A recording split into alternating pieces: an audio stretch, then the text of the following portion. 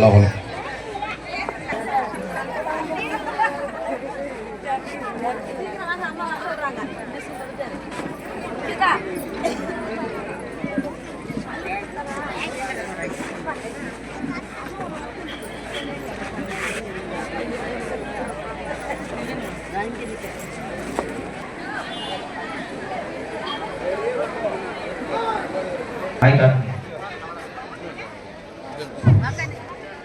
சாருடைய எஸ்ஐ அவங்க ஒய்ஃப் இறந்துட்டாங்க. கம்மபுரம் அது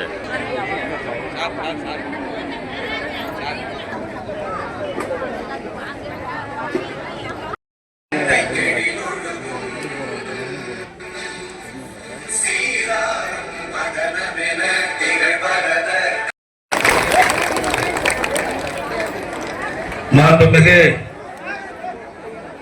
தமிழ்நாட்டினுடைய முதலமைச்சர், அம்மா கொஞ்சம் அமைதியா இருங்க, அமைதிமா, கொஞ்சம் 2 நிமிஷம் அமைதியா இருங்க.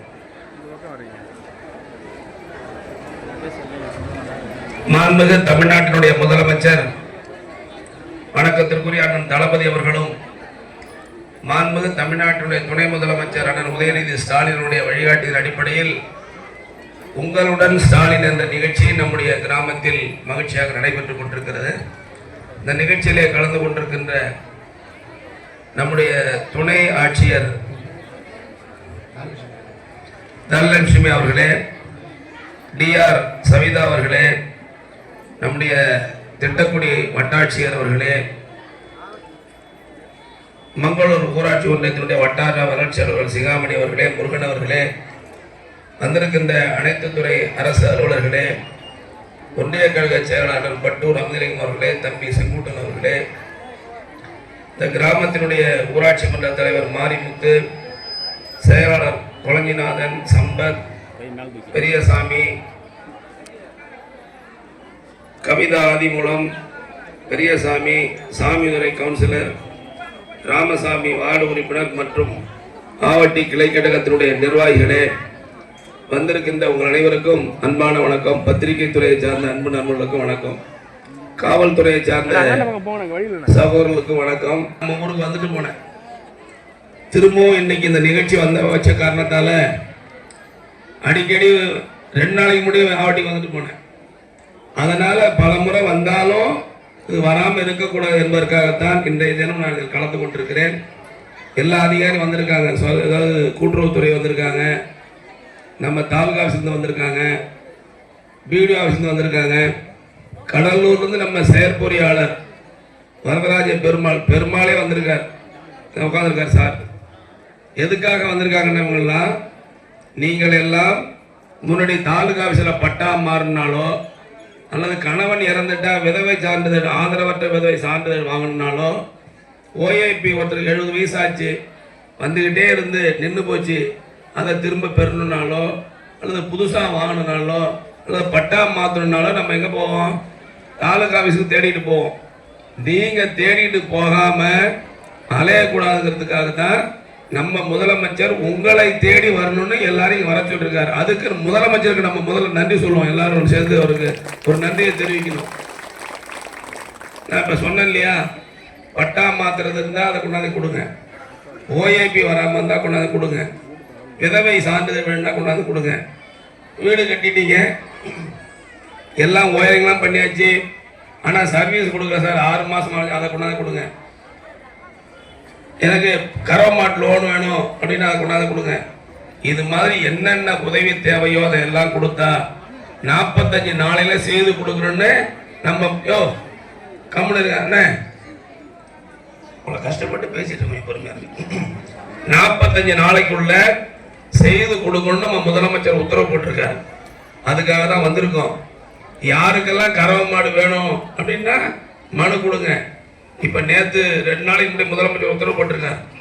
ஆன்லைன்ல சொசைட்டில கடை வேணும் அப்படின்னு மனு போட்டீங்கன்னா 24 மணி நேரத்துல கடன் 24 மணி நேரத்துல கடனை கொடுக்க சொல்லி உத்தரவு போட்டிருக்கிற ஒரு முதலமைச்சர் நம்முடைய தமிழ்நாட்டினுடைய முதலமைச்சருங்கிறத நான் மகிழ்ச்சியோடு தெரிவித்துக் கொள்ள விரும்புகிறேன்.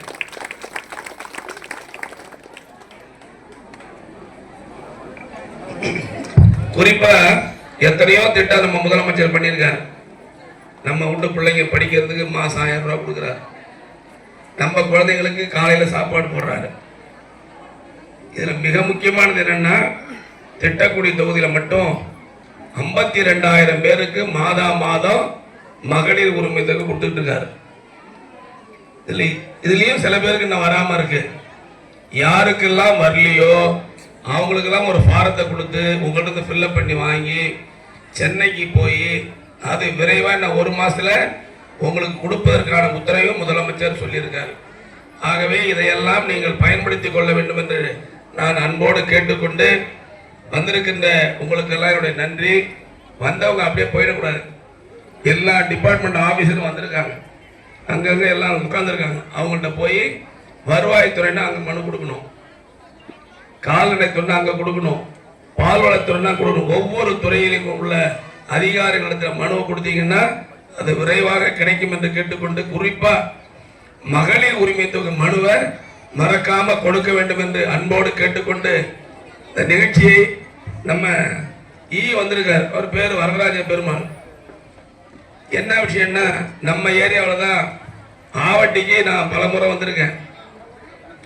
ஆவட்டிலிருந்து ஆலனூருக்கு ஒரு ரோடு போகுது, கழுவூருக்கு ஒரு ரோடு போகுது. அந்த ரோடே இல்லாமல் இருந்து ஒரு ரோடு போட்டோம். முதலமைச்சர்கிட்ட சொல்லி தான் அந்த ரோடை போட்டோம். போன தேர்தலில் அந்த ரோடு போடலன்னு ஓட்டே போடல இந்த ஊருக்காரங்க. வருத்தப்படல, பரவாயில்ல. ஒரு கோவம் வந்தது, குழந்தை மேல ஒரு கோவம் வந்தா ஒரு அடி அடிப்பாங்க.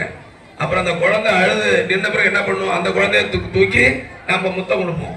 அதுதான் நம்மளுடைய வழக்கம். அது மாதிரி ஒரு விஷயம் நீங்க ஓட்டு போடாமட்டீங்க. நானும் வருத்தப்படல, ஜெயிச்சுட்டு ஆனாலும் நீங்க ஓட்டு போடாமல மந்திரியும் ஆயிட்டேன்.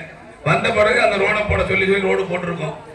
உங்களுக்காக ஒரு தகவல் சார், கழுதூர்ல இருந்து ஒரு ரோடு வருது, ஆவட்டிலிருந்து போகுது. நடுவுல ஒரு தனிநபருடைய இடம், ஒரு ஒரு ஒரு சொந்தக்காரர் சொந்த நிலத்தை விட மாட்டேங்கிறார். நமக்கு தேவை ஒரு 100 அடி தூரம் தான், அந்த இடம் கொடுக்காம இருக்காங்க. அதையும் பேச்சுவார்த்தை நடத்திட்டு இருக்கோம், முடிச்சிருவோம். நம்ம குழந்தை என்ன சொன்னாரு, நம்ம ஊர்ல நடுத்தரு சிமெண்ட் ரோடு போடலன்னாரு. அன்னைக்கு நாங்கெல்லாம் வந்தோம், இப்ப சொல்லிட்டோம். இன்னைக்கு அந்த ரோடை நீங்க வேலை பணம் ஒதுக்கியாச்சு, இன்னைக்கு அந்த ரோடு வேலையை ஆரம்பிக்கிறோம். அதனால நீங்க சொன்ன வேலையை பூரா செஞ்சு கொடுத்துட்டோம்.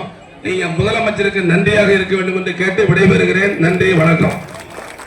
உதவிகள் இப்போது வழங்க பழனியம்மா ஆசை தம்பி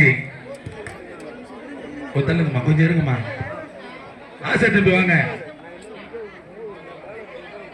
கலையரசி சித்தா நகர் இங்க இருக்காங்க. சரண்யா அதரத்தம் போங்க. நித்யா லத்தூர். சரண்யா அதரத்தம் புதிய குடும்ப அட்டை ரேஷன் கார்டு